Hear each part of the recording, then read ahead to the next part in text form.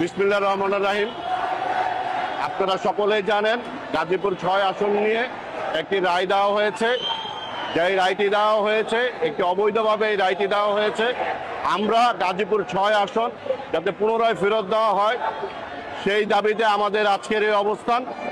নির্বাচন কমিশনের যে আইন এবং সংবিধান রয়েছে সেখানে সীমানা নির্ধারণের পরে কোনো মামলা দেওয়ার কোনো এখতিয়ার নেই। সেইখানে ফ্যাসিস্ট হাসিনার দোসর এখনো রয়েছে। তারা এই অবৈধ রায়টি দিয়েছে দেশের নির্বাচনকে বিলম্বিত করার জন্য এই রায়টি দেওয়া হয়েছে। কারণ আপনারা জানেন যে গ্যাজেট হয়ে গেছে ইতিমধ্যে, আবার নতুন করে সেই প্রক্রিয়া করতে গেলে সেটা 3 থেকে 4 মাস সময় লাগবে। সুতরাং এই নির্বাচনকে মানুষের 70 বছর যে আন্দোলন সংগ্রাম করেছে গণতন্ত্র এবং ভোটের অধিকার ফিরিয়ে দেওয়ার জন্য সেটাকে বিলম্বিত করার জন্য এই রায় দেওয়া হয়েছে। আমরা দাবি করছি অ্যাপিল বিভাগ যেন একটি সুচিন্তিত এবং সঠিক একটি রায় দিয়ে, যেই রায়ের দিকে গাজীপুরবাসী তাকিয়ে রয়েছে। আমরা আমাদের আসনটি ফেরত চাই এবং সুষ্ঠু সুন্দর অবাধ একটি নির্বাচনের দাবিতে আমাদের আজকের এই অবস্থান। দৃশ্যটি দেখছেন, এটি রাজধানীর উপকণ্ঠ শিল্পনগরী টঙ্গীর স্টেশন রোড এলাকায়।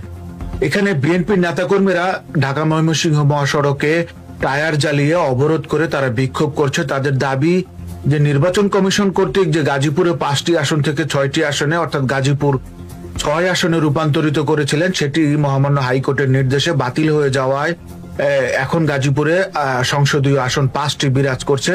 কিন্তু স্থানীয় বিএনপির নেতাকর্মীরা গাজীপুর 6 আসনের দাবিতে সড়কের 2 পাশে অবরোধ করে যান চলাচল বন্ধ করে দিয়ে টায়ার জ্বালিয়ে তারা এখানে বিক্ষোভ করছে। তাদের দাবি গাজীপুর 6 আসন তাদেরকে ফিরিয়ে দেয়া হবে। তো এই সড়কের এই মুহূর্তে যারা আমরা সরাসরি সম্প্রচারে যুক্ত হয়েছে, আমাদের এই তথ্যটি যারা দেখছেন, আমাদের সাথে যারা ইতিমধ্যে যুক্ত হয়েছেন, এই তথ্যটি বেশি বেশি করে শেয়ার করে এই তথ্যটি বেশি মানুষের কাছে পৌঁছে দিয়ে আমাদের সাথেই থাকবেন। এবং এই খবর সংগ্রহে সরাসরি যুক্ত আছেন আমাদের সহকর্মী বদরুল আলম রায়হান। বাকি বিস্তারিত শুনবো তার কাছ থেকে। বদরুল। জি মাসুদ, আপনি যেমনটি বলছিলেন, আসন্ন জাতীয় সংসদ নির্বাচনকে সামনে রেখে নির্বাচন কমিশন আসন পুনর্বিন্যাসের যে গ্যাজেটটি প্রকাশ করেছিলেন সেই গ্যাজেটে মূলত গাজীপুরের 5টি আসনের বদলতে নতুন একটি আসন সংযুক্ত করা হয়। মূলত গাজীপুরের ভোটার সংখ্যার আনুপাতিক হার বিবেচনা করে গাজীপুর 6 আসন নামে নতুন একটি আসন সংযুক্ত করা হয়েছিল।